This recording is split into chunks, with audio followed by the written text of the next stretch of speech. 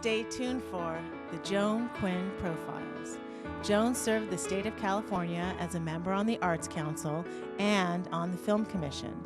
She was formerly on the Architectural Commission and fulfilled 2 terms on the Fine Arts Commission for the city of Beverly Hills. As an editor for Andy Warhol's Interview magazine, Condé Nast Publications, and the Hearst Corporation, Joan covered the world of fashion, the mysteries of food, the excitement of theater, and the international art scene. She continues to find people who are on the cutting edge of their professions. Here's Joan Agajanian Quinn.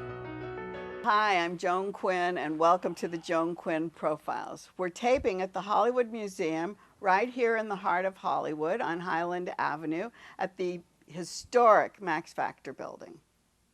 Our guests are playwright Ron House and director-creator Stefan Haves.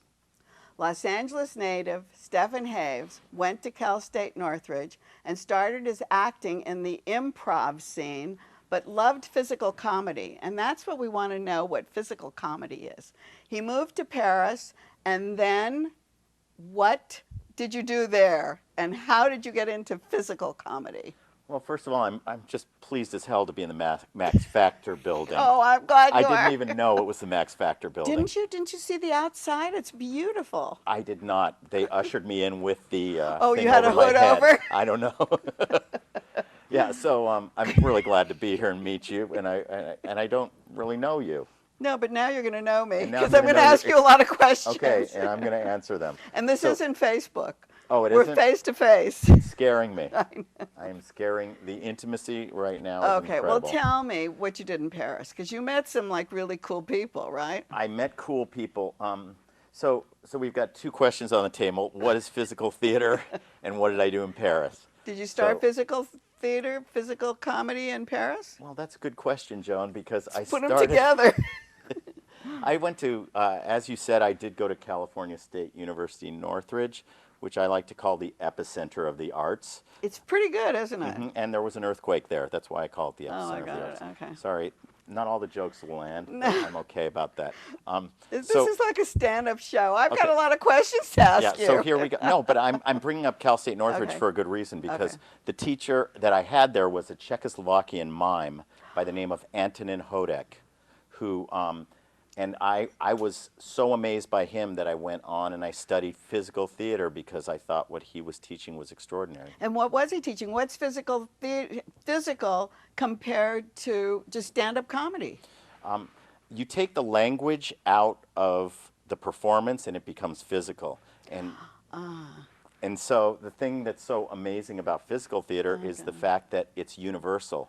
I can do it anywhere in the world. I can go to China, I can go to Russia. I don't need language for my theater, so it becomes a universal art form as opposed to a cultural or provincial art form of wherever I am. So I'm not using references in political and satire. I'm using the problems that we have that are universal, that we all have.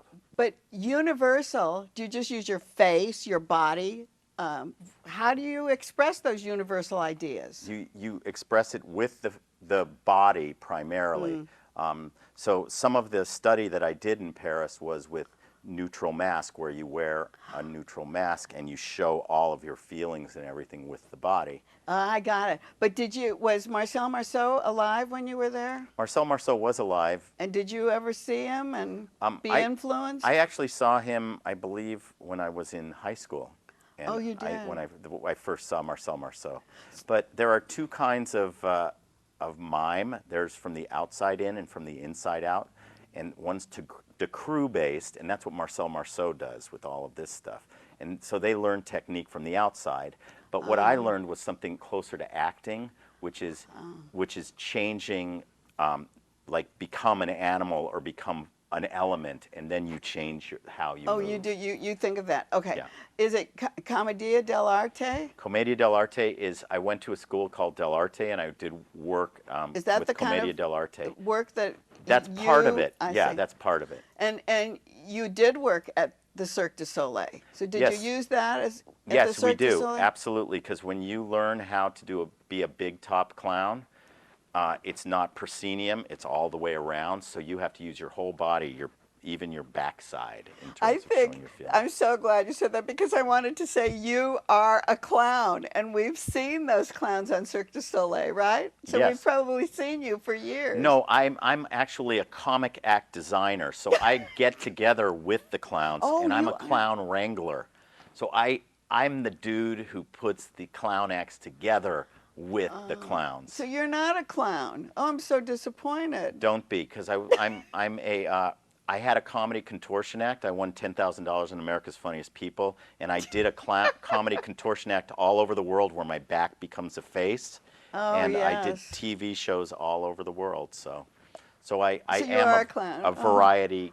But so that you started creating yourself. Yes, you I made a did. creation out of yourself. I did, and people have stolen it, and it's happening in Switzerland, and there's people who are doing my act right now. I saw something the other day where he where I went all flipped the way over. back. That was me. Was it? That was me. Was it you? That's Okay. Backman. But that was Backman, yeah. Yes, that's me. Okay. Where was your mouth? There Your is no eyes mouth. were there. I know. The reason the eyes are there and no mouth is because we don't want to freeze the expression. We want it always. We want To you be to moving. interpret it. Okay. All right. I've got to get through this. I know you do. Because we've got Atomic Holiday, Your Town Follies. You created these. So yes, I'm what you would call it. I was called LA's eccentric impresario about 10 or 15 years ago when I did my first variety shows, and so it's kind of elevated every year into a bigger place. And it started out with I was out at the El Portal and I did something called Your Town Follies. Right. And then I went to the Actors Gang and did something called Atomic Holiday Free Fall. The next year we did Atomic Holiday Liftoff. Oh. And that's when Sheldon Epps and Elizabeth Doran of the Pasadena Playhouse saw it and said they want that kind of energy at the Pasadena Playhouse. And that's when they did Cirque-a-Palooza? That's what we're doing now. Cirque-a-Palooza. Oh, but they're like variety shows. It's a huge variety show that I'm putting on with a full band and cirque acts. People are driving in and flying in from all over. Oh, you're bringing those people to perform? Yes, from Cirque du Soleil Please. shows. It's going to be The amazing. expert hula hoopist? Yes, Matt Plendel. I can't believe Yes, that. Matt Plendel is an amazing hula hooper. What Yes. else does he do? That's That's all it? he has to do. Oh, yeah. If you did something that good, you don't have to do anything else. So was Atomic Holiday and Your Town Follies, were they all on this idea of a variety show? Yes, the only difference was those were self-produced. I produced those, Oh, and this you is the did. first time I'm in partnership with a company. Oh, we had Elizabeth has been on the show. Oh, and- great. and She's talking amazing. Isn't she great? Yeah. Yes. So, okay. So you also in San Francisco did Zinzani? Yes, I did Zinzani? Teatro Zinzani. Yes, I remember that. And you would think with a name like Teatro Zinzani, how the heck is that going to make it? And Where was it? it was on Pier 27 right by on the Embarcadero. Right. And we brought in people. You had the national treasures from all over the world, like cirque acts. Plus you had comedians. Plus you had a full band. Plus you had a 5-course meal. Oh, is that right? And you had And Joan Baez? yes, and it was in a Spiegel tent, which is this beautiful mirrored tent. Oh. And I worked with Joan Baez. She did it for a couple of years. She actually performed? Yeah, she wore a blonde wig, and she was the Contessa, and she played a character beautifully. She played a Russian Contessa. Did you write her work and Yeah, and direct her? Yes, I did. We collaborated on her character work. Okay. Yes. Back to your Czech teacher. Because Yes.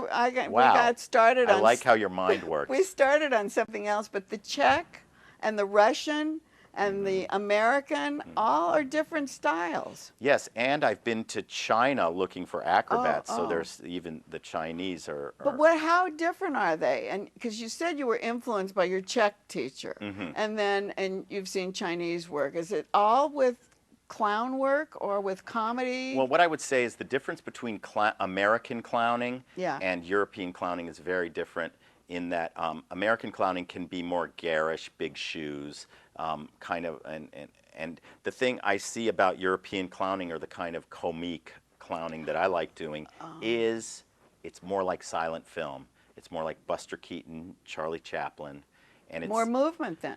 it's less makeup, more human. More and human. more humble and more human. So you can actually relate and care about the person as opposed to just going, oh, look at that clown, what's he going to do? Because a lot of people are scared of clowns, and it's really hard in terms of that's what I do for a living. So and clown paintings they're afraid of. Right, everything. Chlorophobia, I think it's called. Is it? Yeah, you can So look it up. you've done all these shows. Yes. I'm not going to look it up. I'm going to take your word. You've done all these shows. Where do the ideas and the inspirations come from? Just from people you've seen? I mean, who would find a hula hoopist? Well, hoopist. Is that in the Yes. dictionary? Yes. Well, the thing about working in circus when you work on the caliber of Cirque du Soleil is it's like being a professional basketball team where the schools in Russia and China, you're getting those kids who are coming out of there, and they're learning called, that yes, trade. And they're called there's a big festival called the Cirque du Main Festival in Paris, and all the big circuses go there and watch the next kids who are coming up. And oh, they do. It's like an audition. Do they perform the yes, kids, or they? Right. From all the schools globally. Okay, back to Pasadena Playhouse. Yes. Pasadena Playhouse, Circa-palooza. Okay.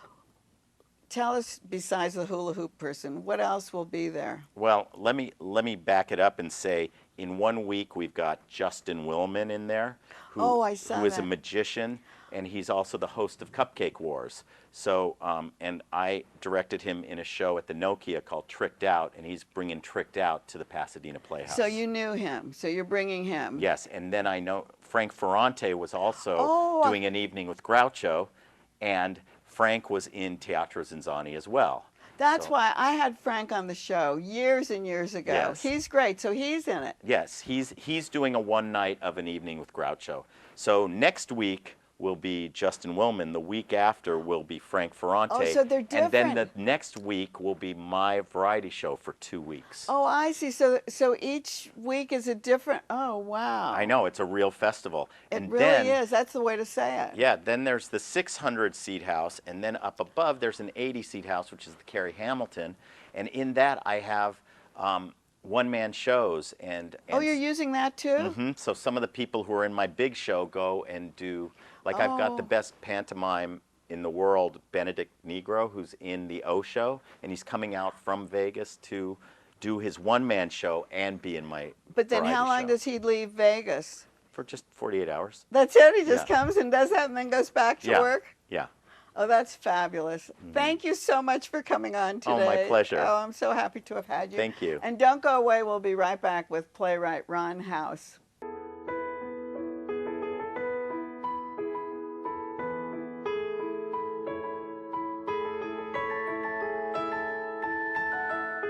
Hi, I'm Joan Quinn, and welcome back to the Joan Quinn Profiles. We're here taping at the Hollywood Museum in the heart of Hollywood.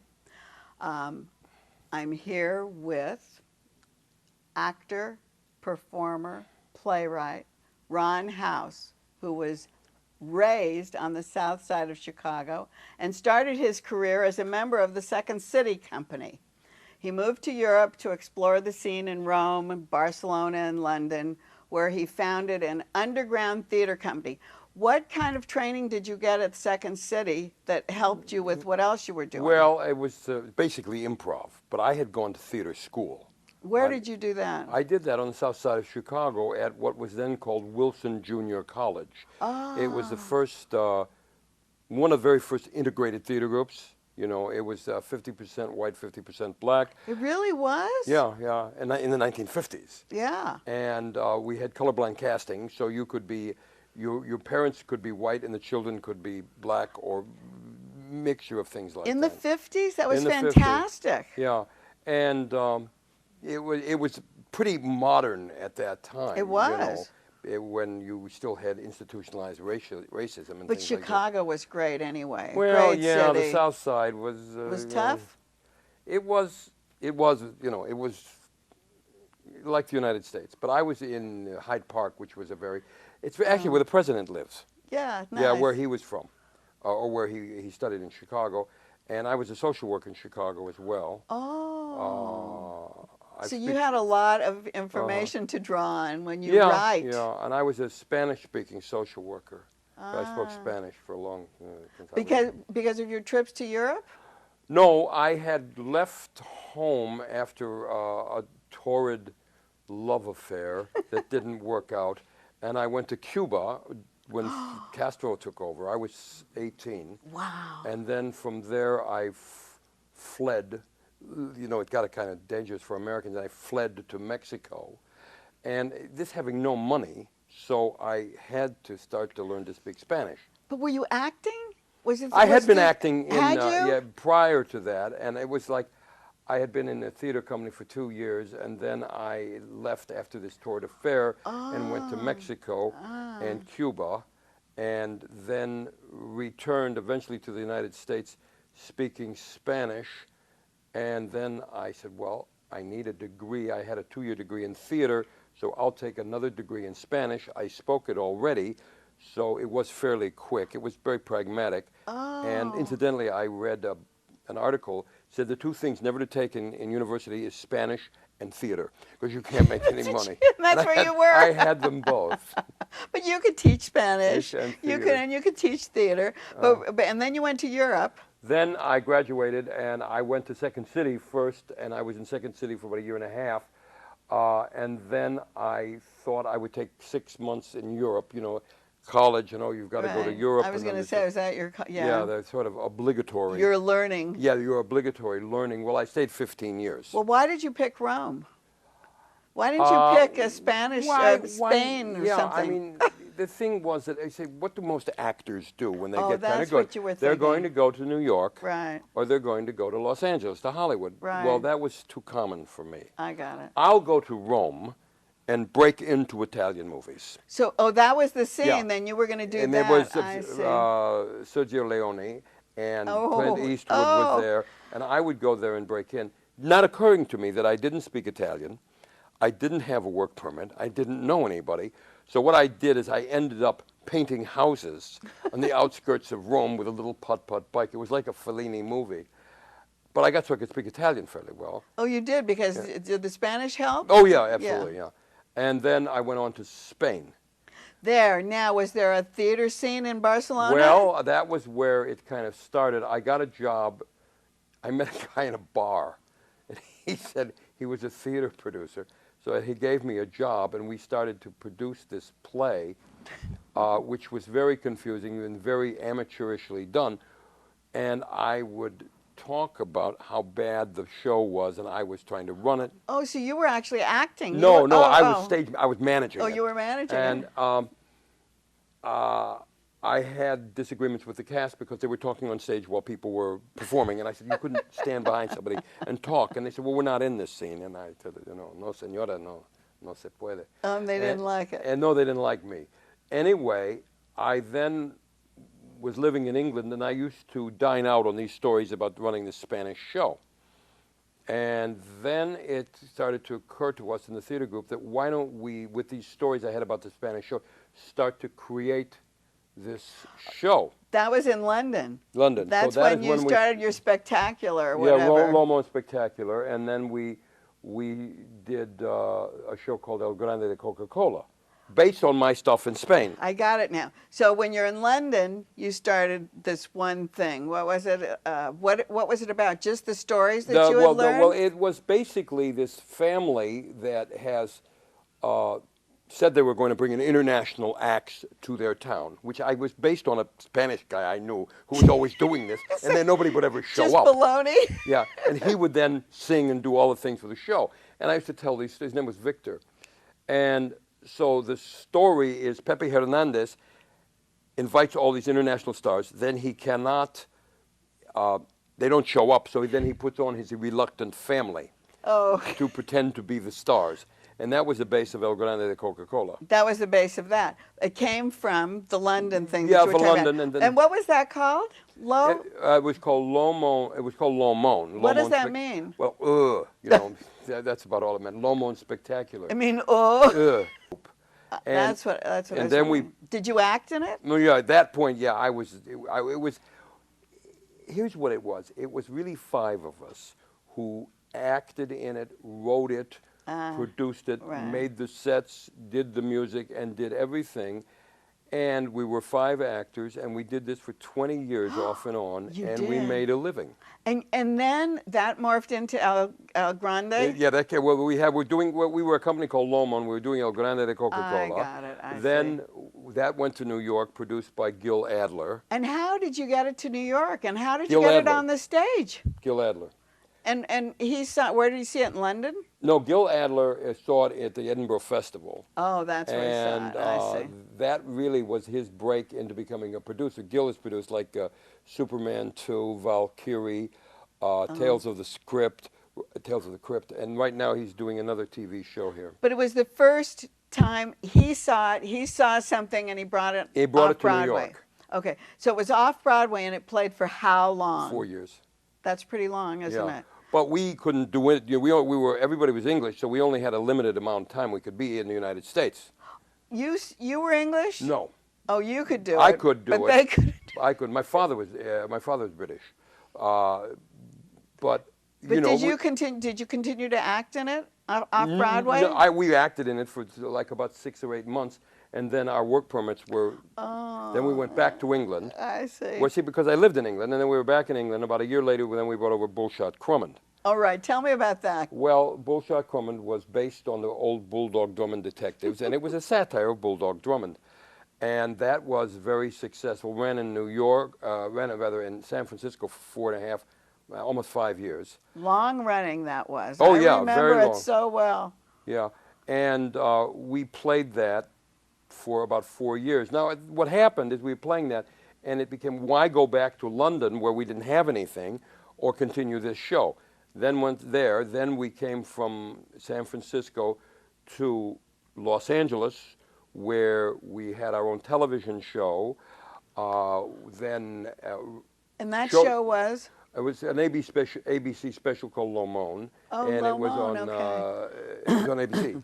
Then we did all of our plays were done for either Showtime or home box office. Oh, so you were actually working a lot Oh here. yeah, quite a lot. And then we met Dick Clement and Ian LaFrennais, who were British filmmakers, and they contacted George Harrison, the Beatle, and said, "Would you like to do Bullshot as a film?" Oh, that's what happened, how the film came about. Yeah. And George said yes, and then I went back, having not lived in England then probably for about 5, 6 years. We went back to England again, and then I was living in England for a couple of years again. Did you write it for George? Did you change the script? Did Well, you yes, rewrite we did. things? Yes, we did. Did yeah. you work with him directly? Not as much. I mean, Alan, my partner, worked with him, did music with him, but he was more or less the executive producer. He kind of oversaw it, but he never came on the set and told you what to do. He said, if I've hired you to do this, I presume you know what you're doing. Exactly, you should know what you're he said, doing, right? I'm not going to come and tell you how to do it. He says, like people tell me I play the music and tell me how to do it. And I said, why don't you play it if you know? I see, I got it. So it was, meet one of the Beatles. He was a fairly kind of regular guy. I mean, he wasn't terribly overly impressed with himself or anything like that. I was at his house, and, he was, I'm sorry he passed away. He was, kind of like a friend. Yeah. So then, did El Grande ever play in London? Yes. It did? Yeah, we played in London, yes. It was played in London at the Hampstead Theatre Club and at Greenwich, for like 6 or 8 weeks. Well, tell us what the story is really, because I remember it when it was in New York, and it was a big thing. Mm-hmm. It was a big thing. Yeah, it was. Yeah. Well, it's a variety show. It's Pepe putting on these acts, and he brings in international acts which have no talent.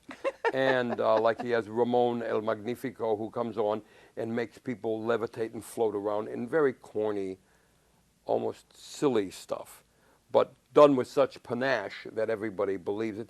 Then we have Toulouse-Lautrec, who the actor plays with big shoes on his knees, and he jumps up on tables and chairs, and it's quite spectacular. I mean, imagine on your knees and getting on something. The guy can like do this. it? Your actor can do it? Yeah. I mean, I couldn't do it now. I didn't do it, but I mean, in your 20s and 30s, I think you can do that. You get to be 60, it gets a lot harder. Your knees give way. Yeah. But it's basically so it's fast-moving. different people like that. Yeah, and it's also a musical. You know, I mean, the music is not very good, because, and nothing is, in some ways, is very good.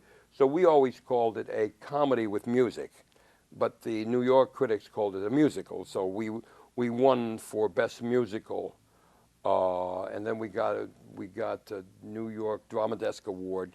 I know you got so many awards. It was like the hardest ticket. It was big. It was in a small theater, right? We had about 200 seats, and we had no empty seats for like months on end. But you have to remember, Joan, that we were an English underground theater group.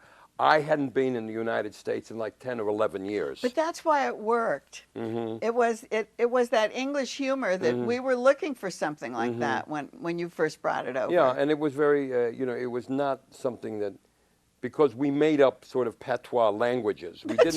We didn't really, I mean, I can't say we didn't exactly, you know, absolutamente fantástico, directamente de Buenos Aires, Argentina, dos personas increíbles, señores. Ahora presento Suzanne y Martín, S&M. S&M. But I mean, you understand that. Right. And then we would do that in German. Oh, really? And then in French, and in Spanish, and then sometimes in English as well. But we were presenting it in front of a lot of non-English speaking audiences. So we had to make up a thing that everybody would understand. Right. So it was a simple, you know, a cognate the word meaning, you know, impossible. Right. You know, We it's got going to it. be the same thing. Right, You know, differente, right. impossible, espectaculo, fabuloso. You threw some Italian in. You threw a Yeah, little yeah. bit Then of, we have direttamente de Roma, Italia. There you are. Giuseppe y Giovanni, los gigolos giganticos. Giant gigolos. Yeah. Fabulous. Did you make a film? Can you make a film of that? We did HBO. Oh, you did We did an HBO. HBO special on that. And then you're taking it, or you're going to South America? Or you spend a No, lot of the time idea, in South America? Well, my wife is South American. Oh, so that's why. you know, her family, so we go there a lot. Oh, it's not great, like, isn't yeah, it? In Chile. Yeah, I And, love it. Her brother is a head cardiologist in the country. In Santiago? In Santiago, Yeah. San Juan de Dios. And her mother was a concert pianist, and her father was a doctor, and, you know, it's a... Oh, fantastic. Italian. They're Italian. Oh, of course. Everyone in South America America's came from Italian. Europe, and they're Yeah, and they were also Italian. cultured Well, and wonderful. I don't know if this will mean anything to you, but I went to the family wedding, and I thought my wife's family was Italian. And I got to the wedding, and they said, no, they weren't Italian. They were Genovese. Oh, They were from Genoa. special. Italy was not That's Genoa. right. Special, very special. Well, you've been very special, too. Thank you so much for Okay, coming, Joan. Ron. Well, thank you for having me. I'm so happy to have had you. And thank you for watching JAQUINN1 at AOL.com. Please email me. See you next time.